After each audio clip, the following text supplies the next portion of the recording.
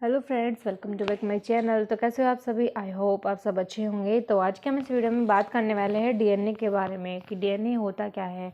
तो चलिए आज का हमारा वीडियो स्टार्ट करते हैं। डीएनए तो सबसे पहले जानते हैं कि डीएनए होता क्या है। डीएनए की फुल फॉर्म है deoxyribose nucleic acid. Friends, video को स्टार्ट करने से पहले अगर आपने मेरा चैनल सब्सक्राइब नहीं किया है तो प्लीज़ चैनल को सब्सक्राइब कर लीजिए। तो चलिए आज का हमारा टॉपिक स्टार्ट करते हैं। डीएनए तो डीएनए होता क्या है? तो सबसे पहले ये जानते हैं डीएनए की फुल फॉर्म पता लग गया क्या होता है। Deoxyribose nucleic acid. क्या है DNA? Deoxyribose nucleic acid. DNA क्या है? डीएनए मानव शरीर की एक बहुत ही जटिल संरचना है। क्या है डीएनए? जो मानव शरीर है, जो हमारा शरीर है, उसकी क्या है? एक बहुत ही जटिल संरचना है जो हमारे पूर्वजों से हमें विरासत में मिलती है। कहाँ से मिलती है? जो हमारे पूर्वज होते हैं उनसे हमें क्या मिलती है? विरासत में मिलती है। क्या डीएनए हमको विरासत में मिलता है। तो यह सभी जीवित कोशिकाओं में पाई जाती है। तो क्या होता है, जितने भी लिविंग सेल है क्या होगा, उन सब में पाया जाएगा। यानी कि सभी जीवों में डीएनए मौजूद होता है। यानी लिविंग ऑर्गेनिज्म है, सभी में सेल मौजूद होती है, सेल प्रेजेंट होती है। ये तो आपने सुना ही होगा, जैसे कि सबसे पहले हमारा शरीर किससे बनता है? एक सेल से सब जाती है। जो डीएनए होता है वो कहाँ पाया जाएगा? सभी जीवित कोशिकाओं में, यानी कि सभी लिविंग सेल में पाया जाएगा। और लिविंग सेल में प्रेजेंट होता है क्या? डीएनए। यानी कि सभी जीवों में डीएनए मौजूद होता है। डीएनए अमर होता है। क्या होता है? डीएनए अमर होता है और यह पीढ़ी दर पीढ़ी आगे ट्रांसफर होता रहता है। क्या होता है? पीढ़ी दर पीढ़ी आगे ट्रांसफर होता रहता है। क्या? डीएनए आगे ट्रांसफर होता रहता है। जैसे किसी इंसान के मृत शरीर की पहचान के लिए डीएनए की मदद ली जाती है। ये तो आपने सुना ही होगा, मूवी में और सीरियल में ज़्यादातर इस डीएनए का नाम लिया जाता है या डीएनए टेस्ट का नाम लिया जाता है। यानी कि जो डीएनए टेस्ट होता है उससे हम किसी बच्चे के पेरेंट्स का भी पता लगा सकते हैं। तो अब बात आती है डीएनए होता क्या है। डीएनए क्या होता है? बात आती है डीएनए क्या होता है। डीएनए या डीऑक्सीराइबोज न्यूक्लिक एसिड, ये तो पता लग गया। डीएनए की फुल फॉर्म क्या होती है? Deoxyribose nucleic acid.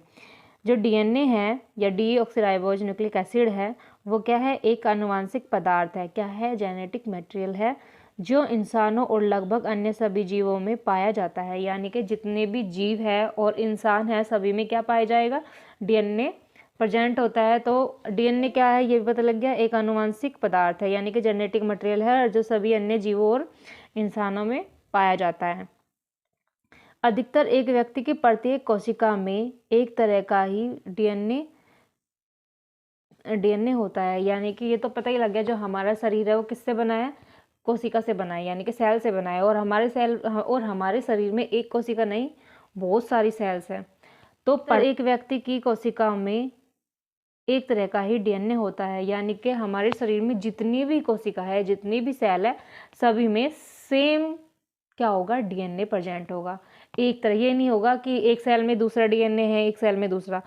तो जितनी भी सेल है हमारी बॉडी में तो क्या होगा? उसमें सभी में सेम डीएनए प्रेजेंट होगा।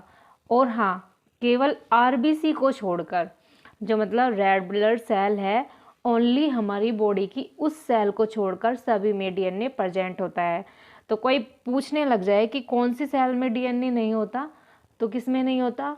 आरबीसी में डीएनए प्रेजेंट नहीं होता। तो अब बात करते हैं। ये तो पता लग गया कि अधिकतर एक व्यक्ति की प्रत्येक कोशिका में एक तरह का ही डीएनए होता है। अधिकतर डीएनए कोशिका केंद्रक में ही स्थित रहता है। यानी कि स्थित मतलब प्रेजेंट रहता है। अधिकतर डीएनए कोशिका केंद्रक, यानी कि कोशिका केंद्रक यहाँ पे आप समझ सकते हैं। जैसे कि एक कोशिका है, एक सेल है, और सेल के बीचों बीच क्या होता है? प्रेजेंट केंद्रक, यानी कि इंग्लिश में बोलते हैं न्यूक्लियस। तो सेल के बीचों बीच क्या होता है? न्यूक्लियस प्रेजेंट होता है। अगर हम इस न्यूक्लियस को देखेंगे तो इसके बीच में ये क्या है?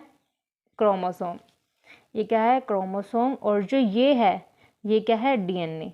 और अभी हमने क्या बताया कि सेल अधिकतर जो डीएनए है कोशिका के कहाँ?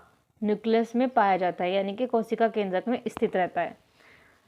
कहाँ होता है? कोशिका केंद्रक में स्थित रहता है। इसे नाभिकीय डीएनए कहा जाता है। यानी कि जो डीएनए है, जो ज़्यादातर डीएनए कोशिका केंद्रक यानी कि सेल न्यूक्लियस के अंदर प्रेजेंट होगा, उसे क्या कहते हैं? नाभिकीय डीएनए कहा जाता है। लेकिन डीएनए की कुछ मात्रा माइटोकॉन्ड्रिया में भी पाई जाती है। मतलब सपोज दैट जैसे 99% डीएनए कहाँ होगा? कोशिका केंद्रक में। 99% डीएनए तो कहाँ होगा? कोशिका केंद्रक यानी कि सेल न्यूक्लियस में होगा। और जो 1% डीएनए बचा है वो कहाँ पाया जाएगा? माइटोकॉन्ड्रिया में। और माइटोकॉन्ड्रिया कहाँ होता है? माइटोकॉन्ड्रिया भी कहाँ पाया जाता है? माइटोकॉन्ड्रिया भी सेल के अंदर ही प्रेजेंट होता है। और जो माइटोकॉन्ड्रिया में डीएनए पाया जाता है उसे क्या कहा जाता है? उसे कहते हैं माइटोकॉन्ड्रियल डीएनए। माइटोकॉन्ड्रिया कोशिका में मौजूद स्ट्रक्चर होते हैं, यानी कि अभी बताया जो मैंने, जो माइटोकॉन्ड्रिया है कोशिका में मौजूद स्ट्रक्चर होती है। और इसका वर्क क्या होता है? जो माइटोकॉन्ड्रिया उसका वर्क होता है जो भोजन से मिलने वाली एनर्जी है, ऊर्जा को उस रूप में कन्वर्ट करता है। जो माइटोकॉन्ड्रिया है उसका वर्क होता है जो भी हम खाना खा रहे हैं, जो उसकी खाने से जो एनर्जी है उसको कन्वर्ट करते हैं। उसको कन्वर्ट कहीं में करते हैं जो सेल के लिए इस्तेमाल किया जा सके। जो एनर्जी है उसको कन्वर्ट कर देंगे किस में?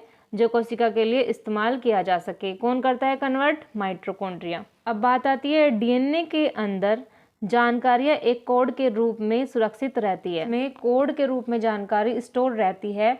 वो किसका बना होता है? 4 केमिकल बेसिस पर बना होता है, जैसे adenine A, guanine G, cytosine C, thymine T. इंसानी डीएनए जो होता है लगभग कितना? लगभग 3 मिलियन यानी कि 300 करोड़ बेसिस होते हैं। बेसिस कौन से वाले बेसिस? जो क्षार होते हैं, एसिड बेसिस। यानी कि जो बेसिस होते हैं डीएनए में वो कितने होते हैं? जो हमारा डीएनए होता है, इंसानी डीएनए जो होता है 300 करोड़ बेसिस होते हैं। यानी कि जो क्षार होते हैं इंसानी डीएनए में लगभग कितने होते हैं? 3 मिलियंस। यानी कि जो डीएनए की लंबाई है, अगर डीएनए को सुलझाया जाए कई हजार बार सूर्य से पृथ्वी तक आ जाए तब भी हम उनकी लंबाई नहीं नाप सकते। इतने लंबे होते हैं वो। क्या? डीएनए। अब ये तो पता लग गया कितना जो इंसानी डीएनए होता है उसमें लगभग 3 मिलियंस बेसिस होते हैं। बेसिस यानी कि क्षार, अम्ल क्षार तो आपने पढ़ा ही होगा। जो क्षार होते हैं वो क्या होता है? डीएनए में जो इंसानी डीएनए होते हैं उसमें कितना होता है? 300 करोड़ यानी कि 3 मिलियंस।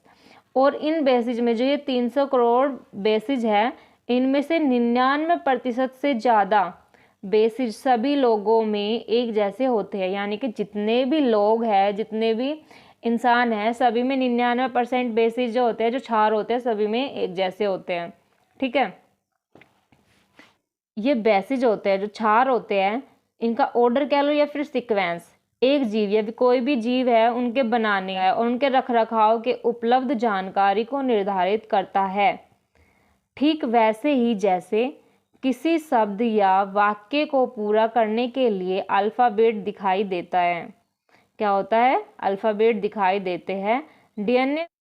डीएनए बेसिस, जो डीएनए बेस होता है, एक यूनिट बनाने के लिए एक दूसरे के साथ पेयर तैयार करते हैं। यानी कि जो डीएनए बेसिस है, डीएनए में जो क्षार प्रेजेंट होता है, जो डीएनए के जो क्षार है, बेसिस है, वे एक यूनिट बनाने के लिए, यानी कि एक यूनिट बनाने के लिए क्या करते हैं? एक दूसरे के साथ एक पेयर तैयार करते हैं, जिन्हें बेस पेयर कहा जाता है। जैसे कि एडेनिन थायमिन के साथ पेयर बनाता है। जो एडेनिन होता है वो थायमिन के साथ पेयर बनाता है। जैसे ये एडेनिन है और ये थायमिन के साथ क्या बना रहा है? पेयर बना रहा है। इसको क्या बोलेंगे? बेस पेयर बनाता है। और साइटोसिन ग्वानिन के साथ पेयर बनाता है। और जो प्रत्येक बेस है, यानी कि जो बेस है उसको क्या करेंगे? जो प्रत्येक बेस है एक शुगर मॉलिक्यूल और एक फॉस्फेट मॉलिक्यूल जुड़ा होता है। यानी कि जो प्रत्येक बेस है ये क्या है? ग्वानिन और साइटोसिन, ये क्या है? बेस। इस बेस पे क्या होगा? एक शुगर मॉलिक्यूल रहेगा, एक फॉस्फेट मॉलिक्यूल जुड़ा रहता है। जब एक बेस शुगर और फॉस्फेट, यानी कि प्रत्येक बेस पे क्या रहता है? अभी बताया, प्रत्येक बेस पे शुगर और फॉस्फेट मॉलिक्यूल जुड़ा रहता है। जब ये तीनों मिलते हैं, बेस, शुगर और फॉस्फेट, तो इसे क्या कहते हैं? न्यूक्लियोटाइड क्या कहा जाता है? न्यूक्लियोटाइड कहा जाता है। फ्रेंड्स, आज की वीडियो में इतना ही। तो नेक्स्ट वीडियो में लेके आएंगे डीएनए की और भी जानकारी। और फ्रेंड्स, अगर आपको वीडियो अच्छी लगी है तो प्लीज़ चैनल और सब्सक्राइब करना ना भूलना। Thank you for watching my video.